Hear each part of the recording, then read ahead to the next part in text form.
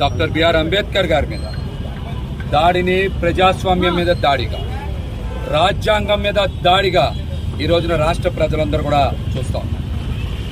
నిజంగా చంద్రబాబు నాయుడు గారికి కానీ కూటమి పార్టీలకు కానీ రాజ్యాంగం మీద ప్రజాస్వామ్యం మీద నమ్మకం ఉంటే ఈ పార్టీ ఘటన మీద ఖండించేవాళ్ళు.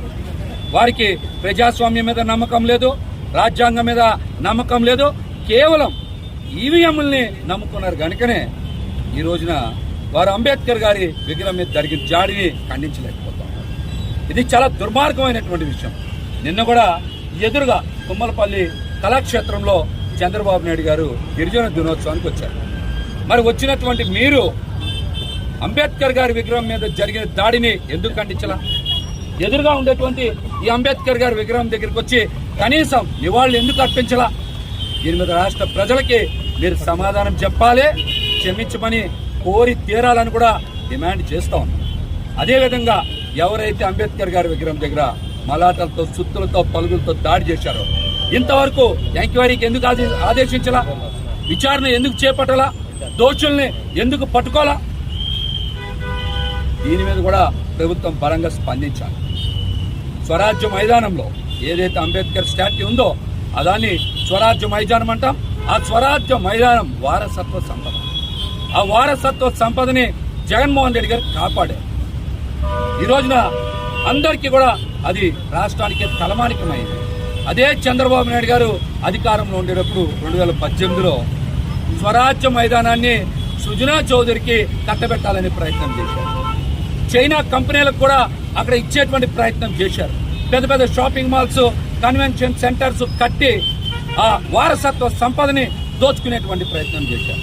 ఆ రోజున మరి వైఎస్ఆర్సీపీ పార్టీ కానీ, కమ్యూనిస్టులు కానీ, ప్రజా సంఘాలు కానీ పెద్ద ఎత్తున పోరాడబట్టి ఆ నిర్ణయం సంభవించింది. వారసత్వ సంపదని దోచుకోవాలని చూసింది చంద్రబాబు నాయుడు గారు, వారసత్వ సంపదని కాపాడాలని ప్రయత్నం చేసింది జగన్మోహన్ రెడ్డి గారు. ఈ విషయం మీద రాష్ట్ర ప్రజలు కూడా ఒకసారి ఆలోచన చేయాలి.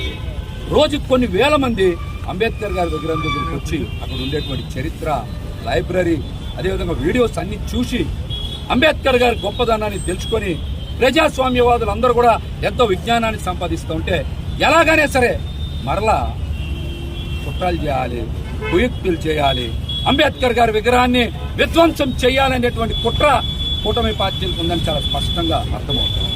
మరొక ముఖ్య విషయం కూడా చెప్తాను.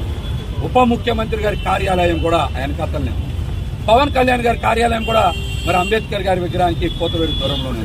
మీరు కూడా ఈ ఘటన మీద స్పందించకపోవడం నిజంగా చాలా మందిని ఆశ్చర్యపరచడమే కాదు, మీరు కూడా ప్రజాస్వామ్యాన్ని నమ్మకుండా ఈవీఎంలనే నమ్ముకున్నారనేటువంటి అనుమానం ప్రతి ఒక్కరికి కలుగుతుంది.